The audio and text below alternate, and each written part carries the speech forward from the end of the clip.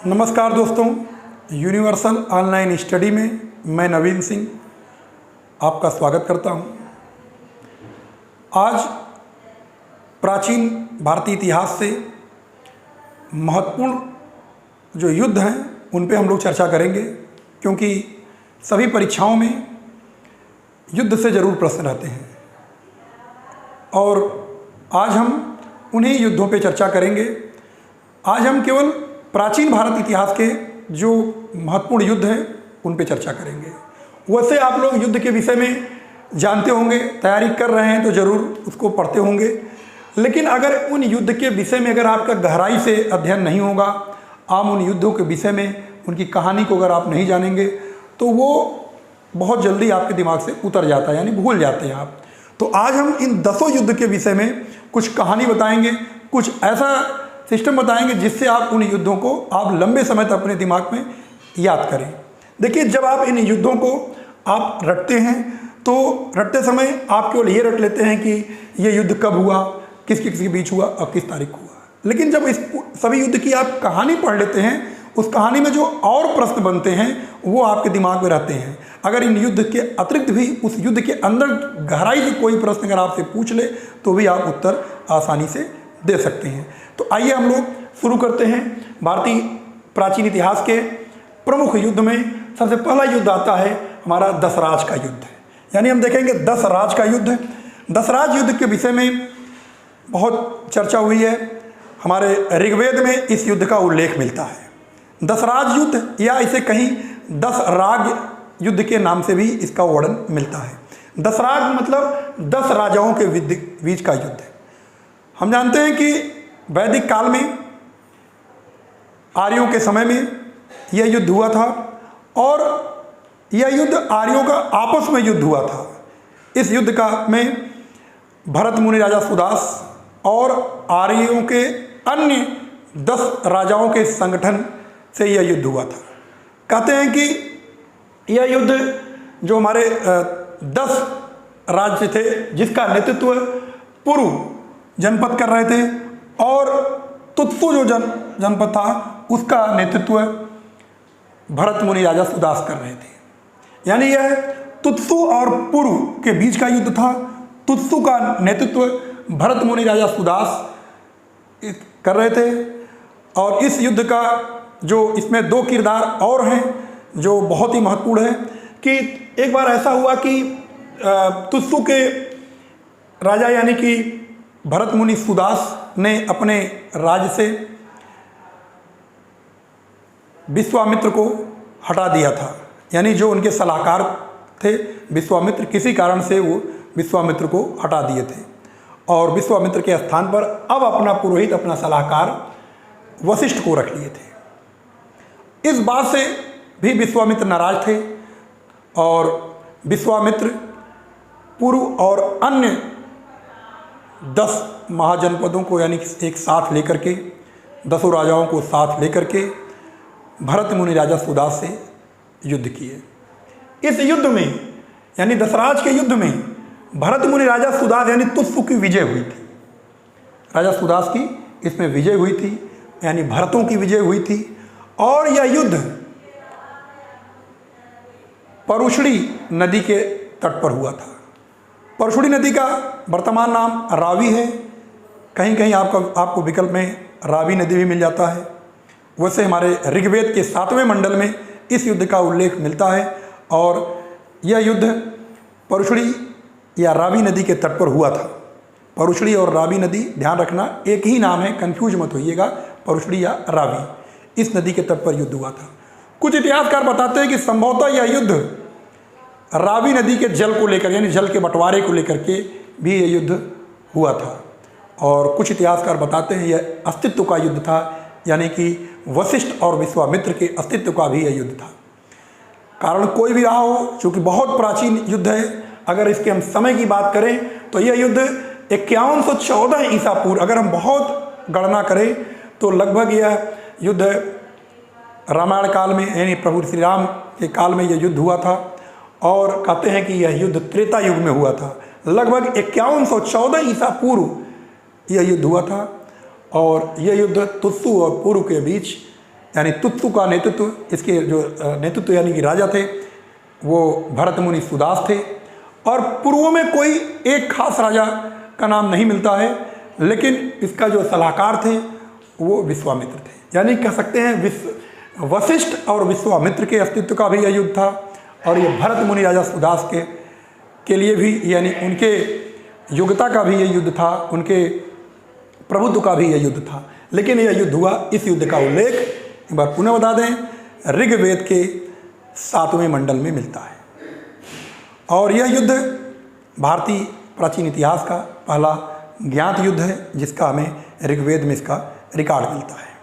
और अगर हम बात करें कि इसी जो भरत मुनि राजा सुदास यानी भरतों के राजा थे, आगे चल करके भरतों के ही नाम पर हमारे देश का नाम भारतवर्ष पड़ा, कहानी वहीं से है, यानी आधार वहीं से था। इस प्रकार हमें इस युद्ध के विषय में इसके तिथि नहीं पूछी जाती, क्योंकि तिथि में बहुत सारी बातें हैं, कई बातें आ जाती हैं। कुछ लोग 51 से 14 ईसा पूर्व इसका यानी कोई बहुत स्पष्ट प्रमाणित यानी बहुत नहीं माना जाता। इसलिए इस युद्ध के विषय में हमें ये नहीं पूछा जाएगा कि यह युद्ध किस सन में हुआ, लेकिन यह युद्ध किनके बीच हुआ, यानी वशिष्ठ किसका नेतृत्व कर रहे थे, विश्वामित्र किसका नेतृत्व कर रहे थे, या यह युद्ध किस नदी के तट पर हुआ था, यानी कि रावी नदी के तट पर हुआ था। और इस युद्ध का उल्लेख ऋग्वेद के किस मंडल में मिलता है, तो ऋग्वेद के 10 मंडल हैं। अगर ऋग्वेद के विषय में पढ़े होंगे, ऋग्वेद में 10 मंडल हैं। इन 10 मंडल में जो हमारा 7वां मंडल है, उसी में दशराज का युद्ध का वर्णन मिलता है। तो एक प्रश्न आपका संभवतः क्लियर हो गया है, यानी दशराज का युद्ध या 10 राजाओं के बीच का युद्ध। एक तरफ भरत मुनि राजा सुदास और दूसरी ओर 10 राजाओं का नेतृत्व विश्वामित्र ने किया, और यह युद्ध परुशली या रावी नदी के तट पर हुआ। अब हम लोग आते हैं दूसरा युद्ध, झेलम का युद्ध। झेलम का युद्ध बहुत ही प्रसिद्ध युद्ध है।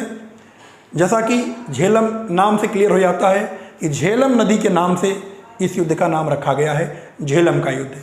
लेकिन इस युद्ध को झेलम का युद्ध, इसको हम लोग हाइड स्पीच का युद्ध या वितस्ता का युद्ध के नाम से भी जानते हैं। हम लोग लिख लेते हैं इस युद्ध को हाइड स्पीच का युद्ध, हाइड स्पीच का युद्ध या वितस्ता का युद्ध।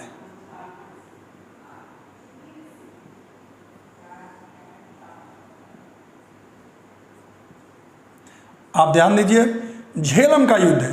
देखिए झेलम नदी के नाम से झेलम का युद्ध है।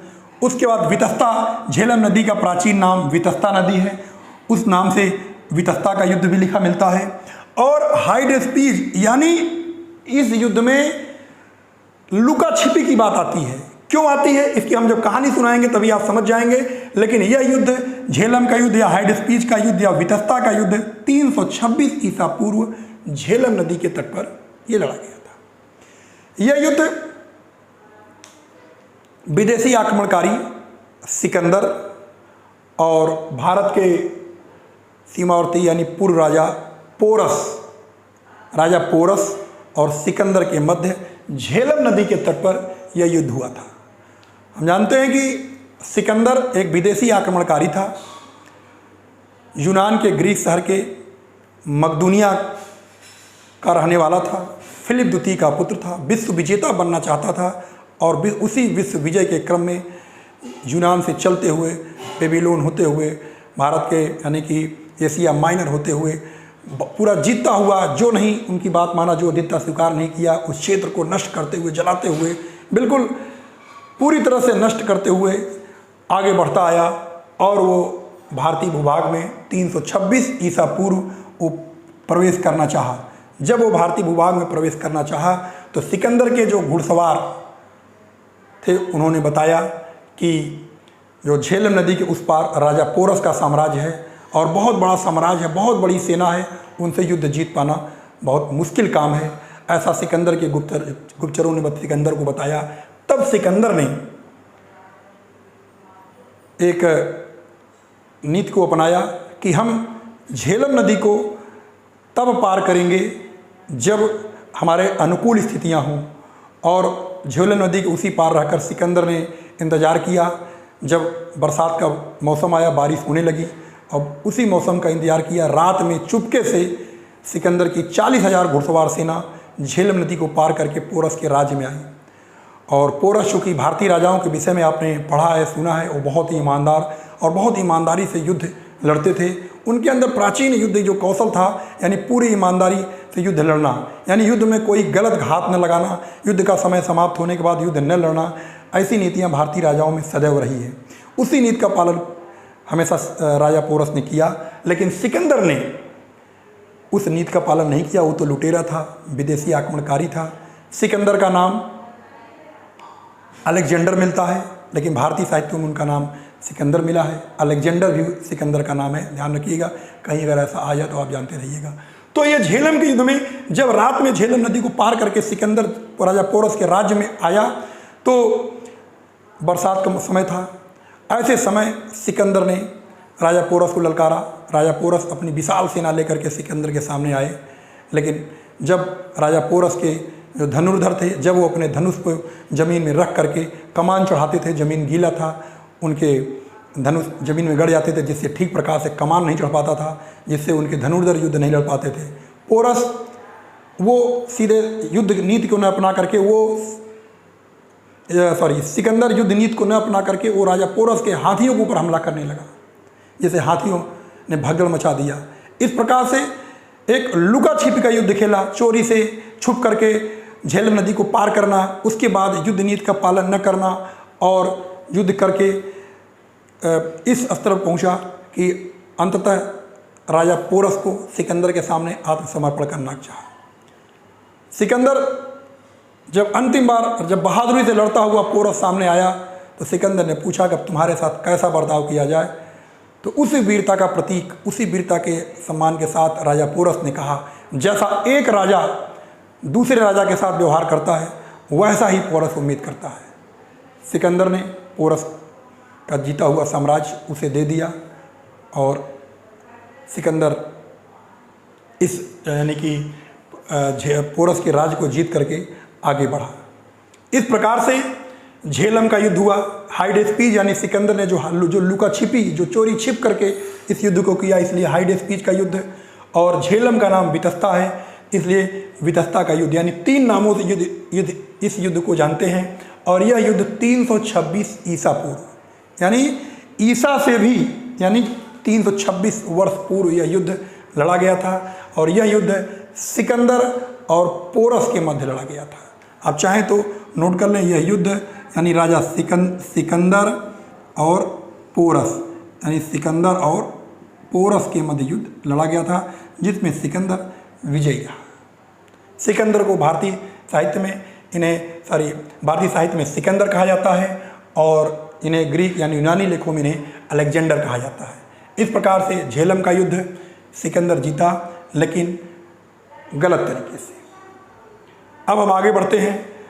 प्राचीन भारतीय इतिहास का तीसरा महत्वपूर्ण युद्ध कलिंग का युद्ध है। कलिंग का युद्ध, जैसा कि यह युद्ध आपने हो सकता है पढ़ाई के दौरान थोड़ा बहुत चर्चा किया हो, पढ़ा हो। कलिंग का युद्ध मौर्य राजा अशोक और कलिंग के राजा नंदराज के बीच हुआ था। यानी किसके किसके बीच? अशोक और नंदराज। अब हम ये आपको थोड़ा बता दें कलिंग युद्ध के पूरी घटना। हम जानते हैं कि जब मौर्य साम्राज्य की स्थापना हुई थी, मौर्य साम्राज्य के संस्थापक चंद्रगुप्त मौर्य ने नंद वंश के अंतिम शासक घनानंद को पराजित करके मगध में मौर्य साम्राज्य की नींव डाली थी। तो चंद्रगुप्त मौर्य से भी प्रश्न कभी कभी युद्ध में पूछ लेता है। चंद्रगुप्त मौर्य की सेना ने लगभग 6 लाख की सेना ने संपूर्ण उत्तर भारत को जीत लिया था। उसी क्रम में चंद्रगुप्त मौर्य ने सिकंदर के सेनापति, यानी सिकंदर जब भारत से वापस गया था, तो अपना जीता हुआ साम्राज्य अपने सेनापति सेल्यूकस को सौंप दिया था। जब मौर्य साम्राज्य की गद्दी पर चंद्रगुप्त मौर्य बैठे, तो चंद्रगुप्त मौर्य ने सेल्यूकस को भी पराजित किया था। तभी सेल्यूकस पराजित होने के बाद अपनी पुत्री का विवाह का प्रस्ताव चंद्रगुप्त मौर्य के पास भेजा था। ऐसी कहानी है। उसी मौर्य साम्राज्य में चंद्रगुप्त मौर्य के पुत्र बिंदुसार और बिंदुसार के पुत्र अशोक, यानी कि मौर्य साम्राज्य के तीसरे राजा, और जो कि एक चक्रवर्ती सम्राट थे। कहते हैं कि अशोक मौर्य वंश के सबसे प्रतापी राजा, और इतिहास के प्रमुख अगर राजाओं की बात होती है उसमें अशोक की बात अवश्य होती है। अशोक 273 ईस्वी में 273 ईसा पूर्व में मौर्य साम्राज्य की गद्दी पर बैठे, यानी मगध की गद्दी पर बैठे। लेकिन उनका राज्याभिषेक 4 वर्ष बाद 269 ईसा पूर्व में हुआ था। ईसा पूर्व में हम लोग घटते हुए क्रम में आगे बढ़ते हैं, यानी 273 में गद्दी पर बैठे, 269 में वो उनका राज्याभिषेक हुआ। लेकिन उनके राज्याभिषेक के 8 वर्ष बाद अशोक का कलिंग के राजा नंदराज के बीच यह युद्ध हुआ। यानी यह युद्ध मगध के राजा अशोक और कलिंग जो राजवंश उड़ीसा में था, जो मौर्यों के अधीन नहीं था, उस राजवंश के शासक नंदराज के बीच यह युद्ध हुआ। इस युद्ध में भीषण नरसंहार हुआ था। कहते हैं कि इस युद्ध में 1 लाख से अधिक लोग युद्ध में मारे गए थे, और युद्ध में मारे गए लोगों से महामारी फैलने से 1 लाख से अधिक लोग इस युद्ध में मर गए थे। यानी कि 2 लाख से अधिक लोग इस युद्ध में मारे गए थे। और इस भीषण नरसंहार को देखते हुए अशोक ने धम्म नीति को अपनाया था, यानी कि बौद्ध धर्म को अपना लिया था, और ऐसा कसम खाया कि मैं दोबारा भविष्य में कभी इतना बड़ा नरसंहार का युद्ध में नहीं लड़ूंगा, यानी अब दोबारा ऐसा युद्ध नहीं करेंगे। तो 200 यानी अब गद्दी पर बैठने के यानी राज्याभिषेक के 8वें वर्ष अर्थात 261 ईसा पूर्व मौर्य वंश के राजा यानी मगध के शासक अशोक और कलिंग के शासक नंदराज के बीच यह युद्ध हुआ। इस युद्ध में अशोक की विजय हुई, और इसी युद्ध के बाद यानी 261 ईसा पूर्व, इसी युद्ध के बाद यानी इस युद्ध के 1 वर्ष बाद लगभग 260 के आसपास अशोक ने बौद्ध धर्म अपनाया था। और कहते हैं कि अशोक जब बौद्ध धर्म अपनाया था, उसके बाद उत्तर भारत में बहुत तेज़ी से बौद्ध धर्म का प्रचार प्रसार हुआ था।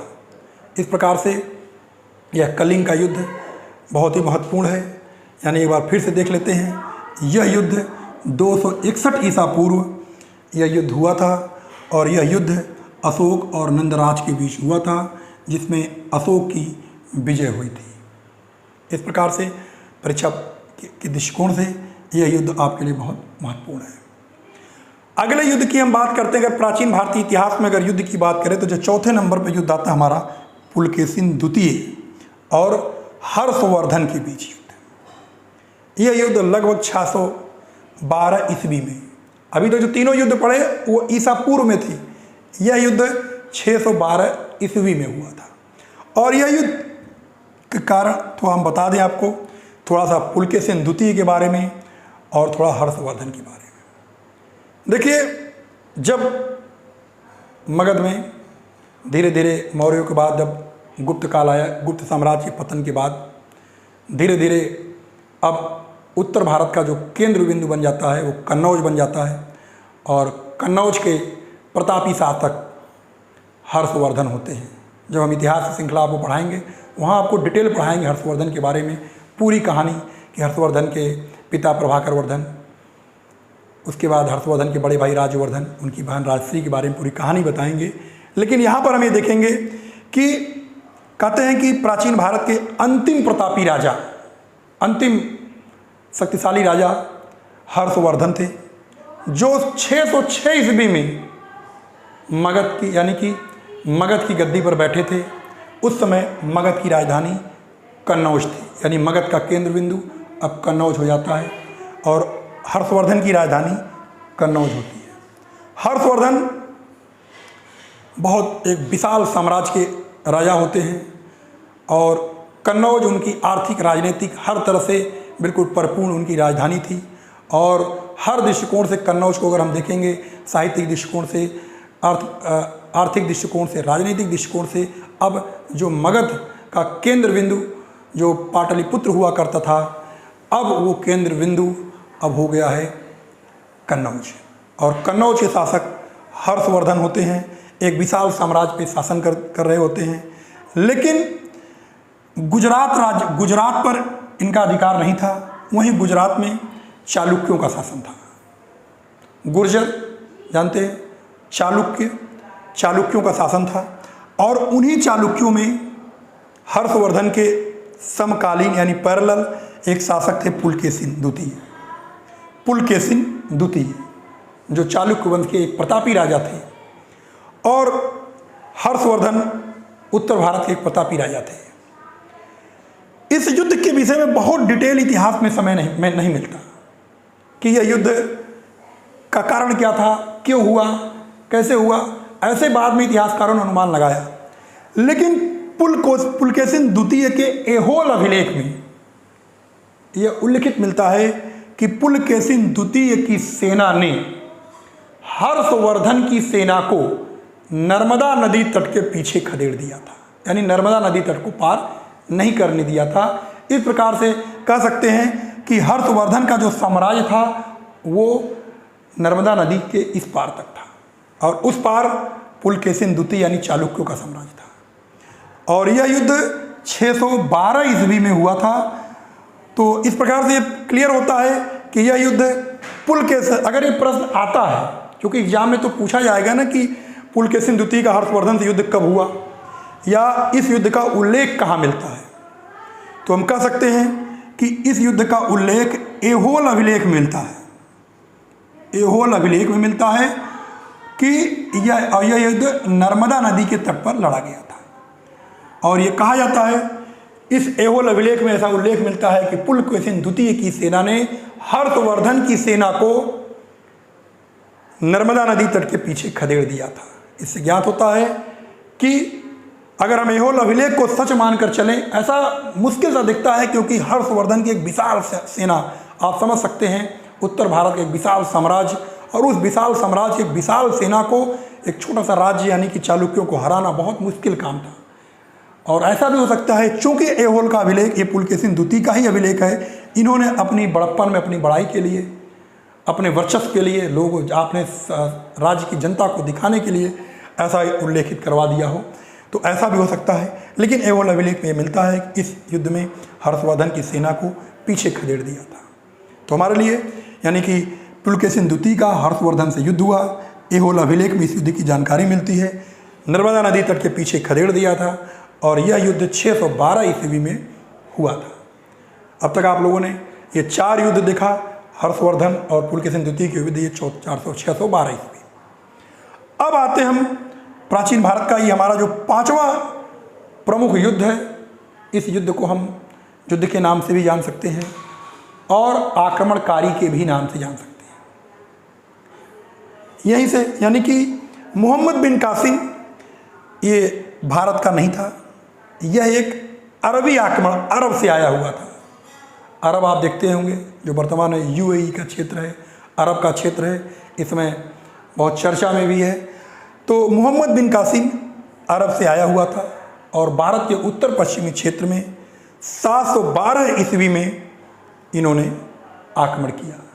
उस समय जो हमारा सिंध प्रांत था, यानी सिंध के राजा दाहिर थे, राजा दाहिर, राजा चच, ब्राह्मण वंशी राजा चच के पुत्र राजा दाहिर थे, और उनके साम्राज्य पर मोहम्मद बिन कासिम ने आक्रमण किया 712 में, और उनके कुछ क्षेत्र को जीत करके अपना अधिकार जताया था। आप अरबियों के विषय में जान सकते हैं, अभी तक मोहम्मद बिन कासिम के पहले भारत में एक भी इस्लामी के व्यक्ति नहीं था, यानी कोई भी मुस्लिम व्यक्ति भारत में नहीं था। भारत में पहला मुस्लिम आगमन की अगर बात आती है तो मोहम्मद बिन कासिम, जो कि ये अरबी है, इसके विषय में आप जरूर जानिएगा कि ये अरबी है। अरब के लोगों को, अरब से आने वाले लोगों को अरबी मुस्लिम कहा जाता है। ये अरबी थे और भारत के उत्तर पश्चिम सीमा प्रांत में राजा दाहिर के साम्राज्य पर आक्रमण करके ये भारत में प्रवेश किए थे। हाँ, अरब के बारे में आप जानते हैं, अभी भी जानते होंगे, पूरा मरुस्थल है, मरुभूमि में। जब आज देखते हैं कि अभी अरब, अगर उनके पास यही तेल वगैरह और ये सब नहीं होता खनिज, तो ये किसी काम के नहीं थे। तेल बेच करके आज जी रहे हैं और ज़्यादा तेल बेच रहा, खूब पैसा मिल रहा, इसलिए बहुत पैसा है और वर्तमान में अपनी भौतिक सुख सुविधाओं से परिपूर्ण बहुत सारे वहाँ के शहर हैं, अरब के बहुत सारे क्षेत्र हैं जो आज बहुत उन्नत पर हैं। लेकिन प्राचीन काल में जब ऐसा तेल ओल की जैसी कोई बात ही नहीं थी, न कोई गाड़ी मोटर था, न कोई ऐसी व्यवस्था थी, तो वो लोग ऐसे क्षेत्रों को देखते थे जहाँ की मिट्टी में उपज हो, जहाँ की मिट्टी में खेती की जा सके, जहाँ आर्थिक रूप से बिल्कुल संपन्न क्षेत्र हो, ऐसे क्षेत्रों को देख करके लोग आक्रमण करते थे। और संभवतः यही क्रम रहा मोहम्मद बिन कासिम का, जो भारत के उपजाऊ क्षेत्र पे नज़र पड़ी और 712 में राजा दाहिर के ऊपर आक्रमण करके ये भारतीय भूभाग में प्रवेश किए। तो अगर बात आए कि भारत में पहला मुस्लिम प्रवेश, तो आप कहेंगे मोहम्मद बिन कासिम।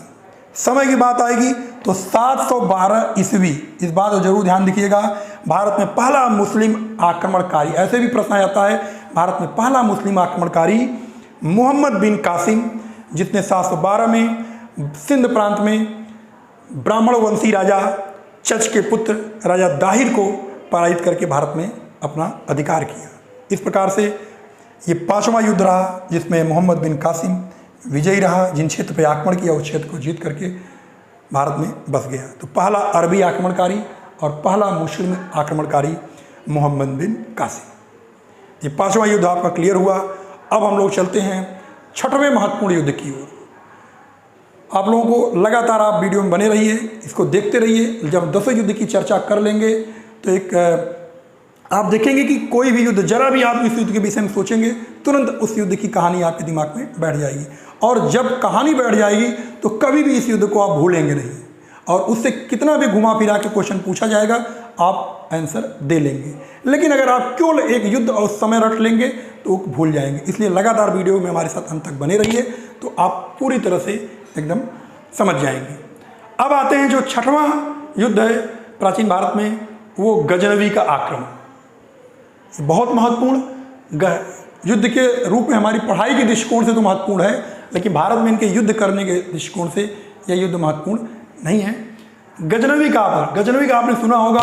गजनवी के आक्रमणकारी का नाम महमूद गजनवी। भारत के उत्तर पश्चिम में एकदम पश्चिम क्षेत्र में अफगानिस्तान, और अफगानिस्तान के एकदम पश्चिमी क्षेत्र में एक प्रांत है गजनी।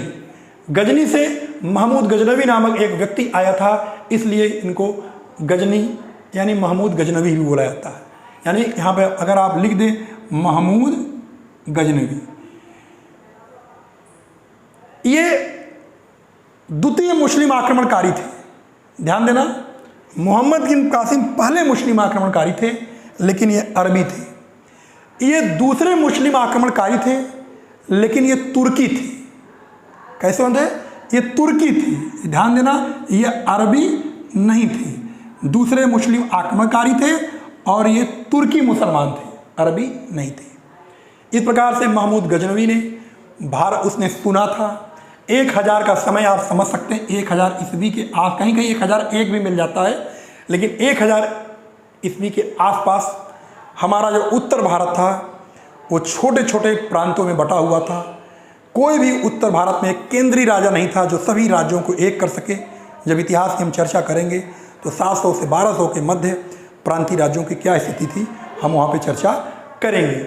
लेकिन 1000 के मध्य हमारा उत्तर भारत छोटे छोटे प्रांतों में विभक्त था। आप जानते हैं गुर्जर, प्रतिहार, चोल, दक्षिण भारत में चोल चालुक्य था, उत्तर भारत में गारवार, परमार, चौहान, चंदेल, चालुक्य, इस तरह से छोटे छोटे राज्यों में विभक्त था। कल्लड़ महोदय ने भी अपनी राजतनगड़ी में बताया है कि 700 यानी इस समय उत्तर भारत में जो राजपूतों का वंश था वो 36 प्रकार के राजपूत वंशों में विभक्त था। तो गजनवी को ये बात पता था, और गजनवी को ये भी जानकारी थी भारत आर्थिक दृष्टिकोण से बड़ा संपन्न है और भारत में बहुत धन संपदा है। ये कहानियाँ गजनवी सुनता आया था और गजनवी ने भारत पे आक्रमण का प्लान बनाया। और सबसे पहला आक्रमण सन 1000 ईस्वी में हिंदू शाही यानी बिल्कुल जो बॉर्डर का क्षेत्र पड़ता है, हिंदू शाही शासक राजा जयपाल के ऊपर 1000 ईस्वी में आक्रमण किया और उसको आक्रमण करने में सफलता प्राप्त हुई। आक्रमण से उसका उत्साह बढ़ गया कि हमको तो भारतीय राज्यों को जीतना बहुत आसान है, हमने जयपाल के ऊपर आक्रमण किया तो बगल वाला राज्य कर रहा बड़ा अच्छा किया, उसके बगल वाला कर रहा बहुत अच्छा राज किया। वहाँ तो राज्य सारे एक दूसरे से बटे हुए हैं, वहाँ तो आक्रमण करके जीतना बहुत आसान काम है। और इस विभाजन का, इस आपस में जो विघटन था, इसका फायदा गजनवी ने पूरी तरह से उठाया और गजनवी ने अपना पहला आक्रमण सन 1000 ईस्वी में किया। लेकिन उसके बाद लगातार भारत में कुल गजनवी ने 17 बार आक्रमण किया, 17 बार आक्रमण किया।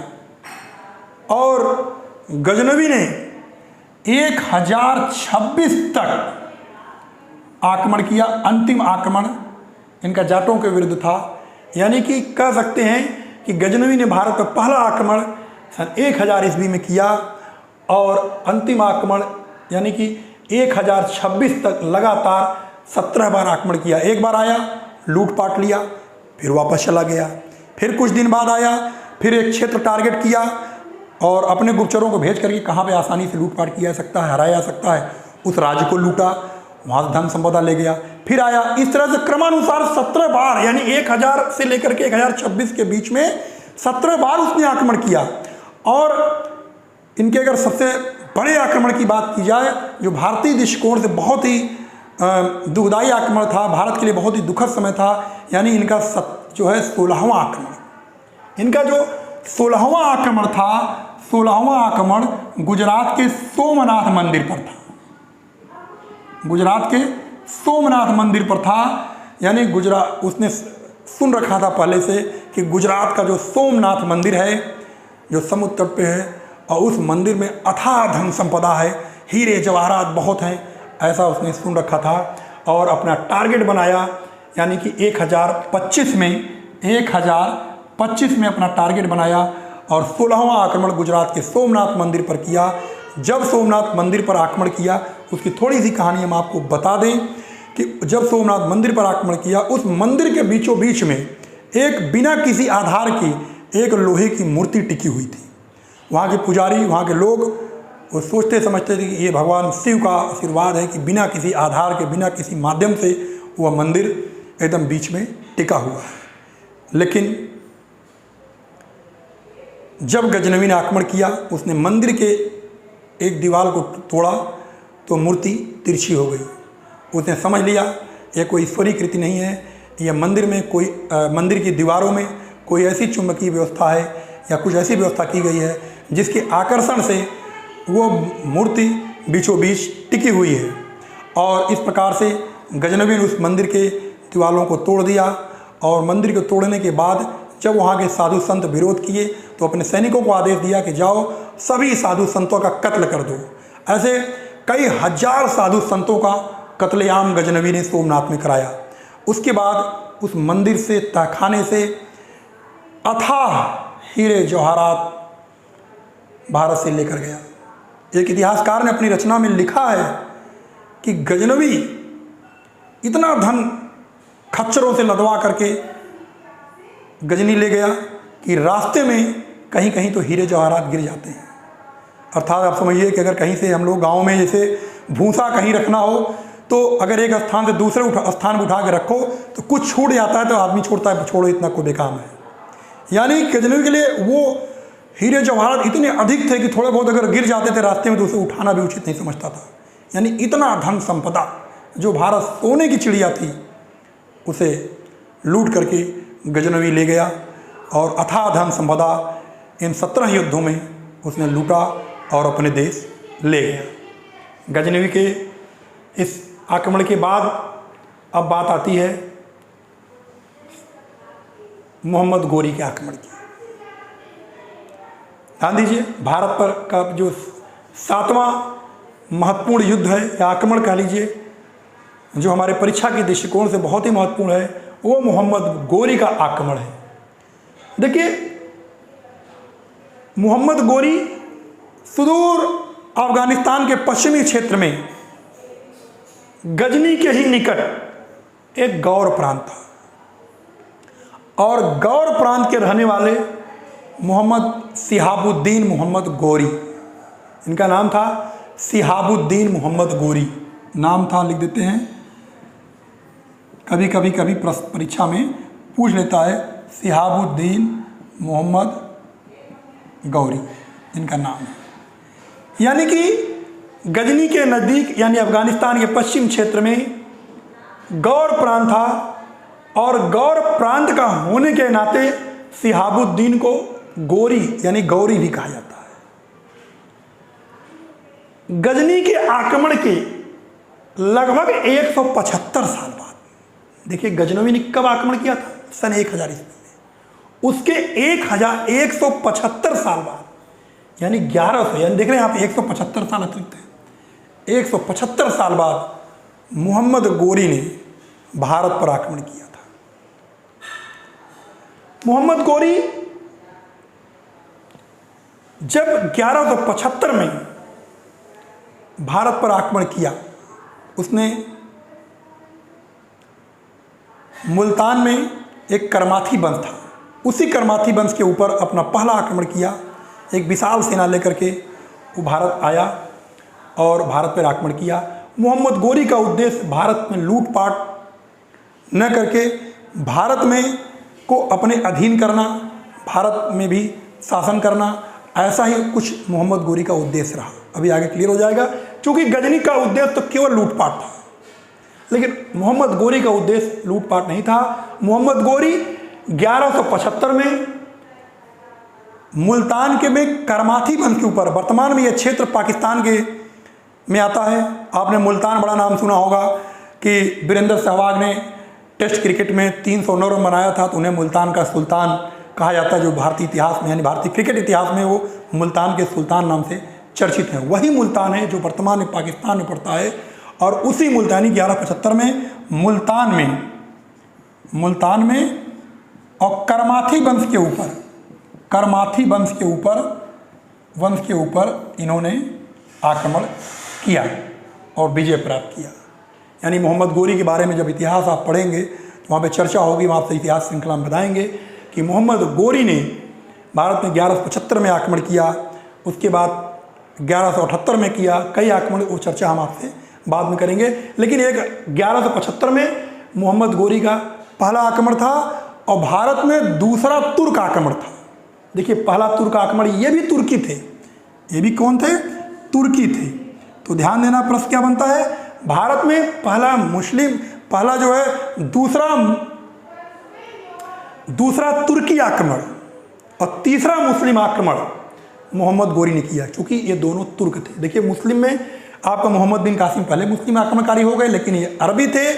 गजनवी दूसरे मुस्लिम आक्रमणकारी, लेकिन ये तुर्की थे। और मोहम्मद गोरी तीसरे मुस्लिम आक्रमणकारी थे, ये भी तुर्की थे। इस प्रकार से मोहम्मद गोरी ने 1175 ईस्वी में भारत पर आक्रमण किया।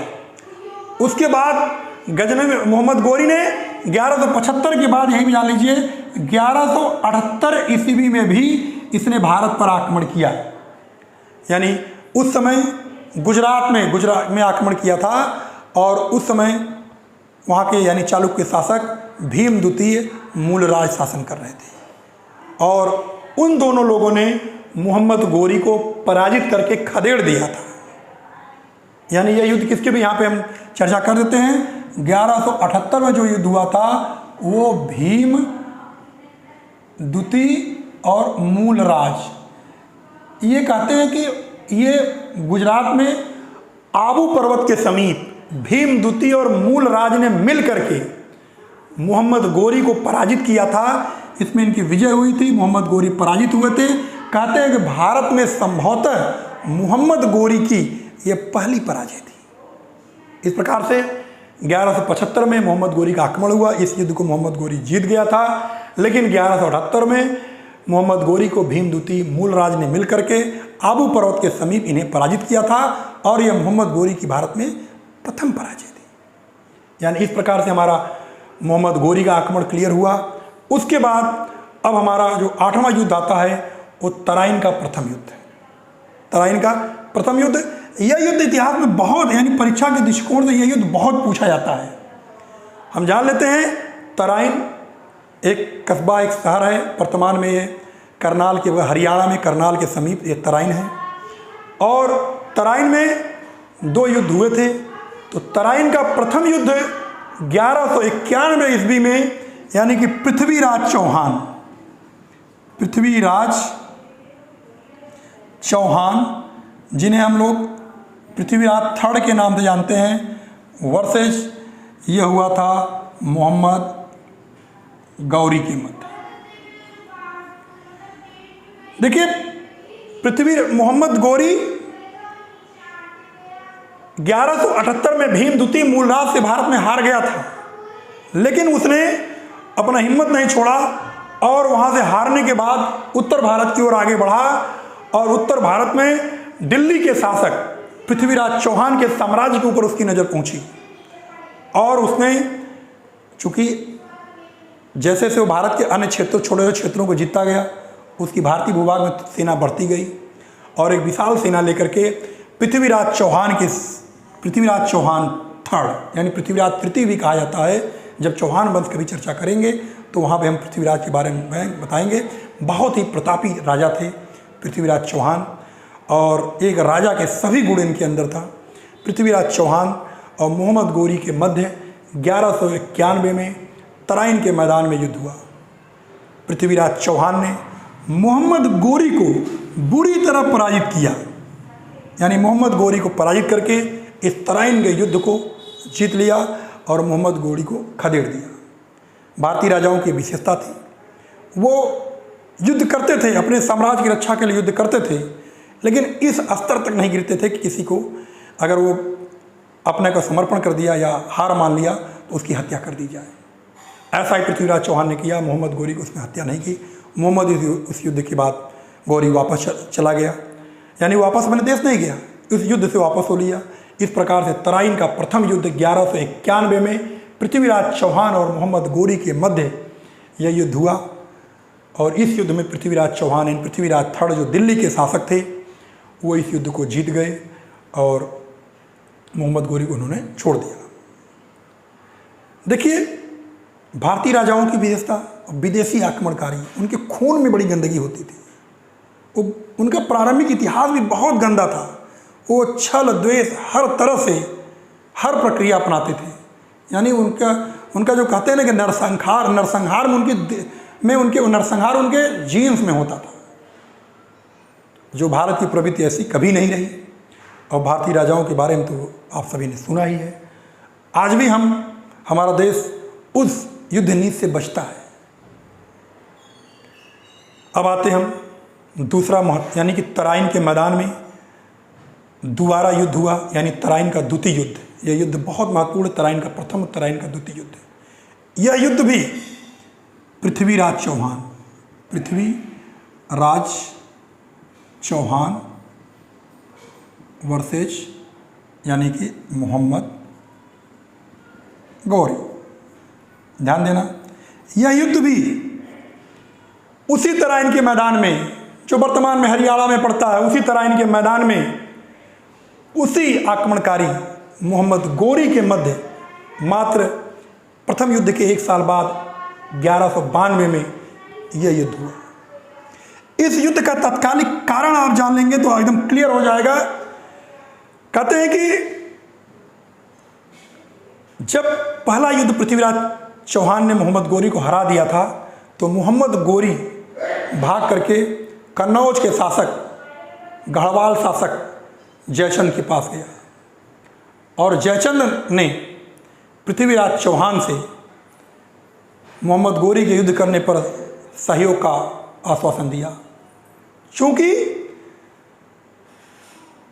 यानी कि गढ़वाल राजा जयचंद की पुत्री संयोगिता का स्वयंवर से पृथ्वीराज चौहान ने अपहरण कर लिया था, यानी उनसे विवाह कर लिए थे।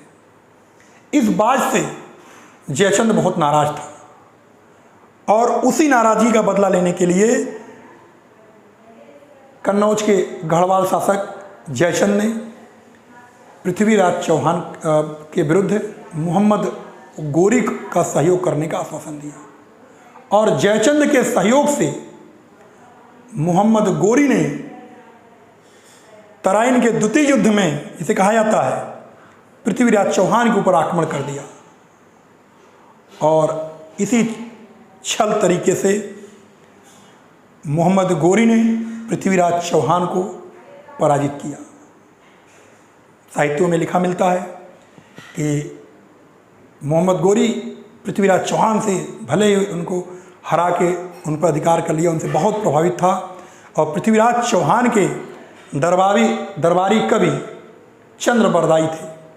कहते हैं कि मोहम्मद गोरी ने पृथ्वीराज चौहान को पराजित करने के बाद इनको अपने दरबार में ले गया और इनके बारे में सुना था कि पृथ्वीराज चौहान शब्द वेदी बाण चलाते हैं, यानी शब्द को सुन करके, आवाज़ को सुन करके वो बाण चलाते हैं। और उसी नीति को देखने के लिए एक आयोजन किया और पृथ्वीराज चौहान से कहा कि आज हम देखते हैं कि आप शब्दवेदी बाण कैसे चलाते हैं। और हुआ ऐसा ही, पृथ्वीराज चौहान को तीर और कमान दिया गया और सामने गद्दी पर मोहम्मद गोरी बैठ गया। और इस युद्ध में यानी पृथ्वीराज चौहान के दरबारी कवि चंद बरदाई ने पृथ्वीराज चौहान से कहा, हुनूज 4 हाथ 24 गज अंगुल अष्ट प्रमाण और ता ऊपर सुल्तान है, अब मत चूक चौहान। और इसके बाद जैसे ही पृथ्वीराज मोहम्मद गोरी के मुख से आवाज़ निकला, पृथ्वीराज चौहान पलट करके शब्दवेदी बाण चलाए और मोहम्मद गोरी की मृत्यु हो गई। लेकिन कुछ इतिहासकार ये भी कहते हैं कि गद्दी पर मोहम्मद गोरी ने स्वयं न बैठ करके अपना एक बुत यानी अपना एक मूर्ति वहाँ रखवा दिया और उस मूर्ति को पृथ्वीराज चौहान ने बिल्कुल निशाना लगा के तोड़ दिया। लेकिन उसके बाद जैसे ही निशाना सही लगा, मोहम्मद गोरी के सैनिकों ने पृथ्वीराज चौहान के ऊपर आक्रमण करना चाहा, लेकिन पृथ्वीराज चौहान के दरबारी कवि चंद्र बरदाई ने खंजर से अपने राजा पृथ्वीराज चौहान को खंजर मार के और स्वयं मार करके वहीं पर हत्या कर लिए कि हमारा राजा इन आक्रमणकारियों के हाथ न लगे। ऐसे भी महान लोग हुआ करते थे। तो यह युद्ध है तराइन का द्वितीय युद्ध है, जिसे छल से मोहम्मद गोरी ने जीत लिया, यानी जयचंद के सहयोग से। कहते हैं इतिहास में ना जयचंदों को बहुत याद किया जाता है, जो घर का भेदी लंका ढाए। आपने सुना होगा रामायण में भले बहुत अच्छा काम विभीषण ने किया, लेकिन विभीषण को भी घर का भेदी लंका ढाए। अगर विभीषण राम का सहयोग न करता तो शायद लंका पर विजय या रावण की मृत्यु राम के हाथों न हो पाती, ऐसा कहा जाता है। और इतिहास में दूसरा विभीषण जयचंद को माना जाता है कि उन्होंने अपने तनिक स्वार्थ के लिए एक विदेशी आक्रमणकारी मोहम्मद गोरी का सहयोग किया और उसी मोहम्मद गोरी ने तराइन के द्वितीय युद्ध में पृथ्वीराज चौहान को पराजित करके मार डाला और संपूर्ण दिल्ली पंजाब पर अधिकार कर लिया। इस प्रकार से तराइन का द्वितीय युद्ध 1192 में मोहम्मद गोरी ने जीत लिया। अब हम बताते हैं आप लोगों को, जो आज के हमारे इस वीडियो का आखिरी युद्ध है वो है चंदावर का युद्ध।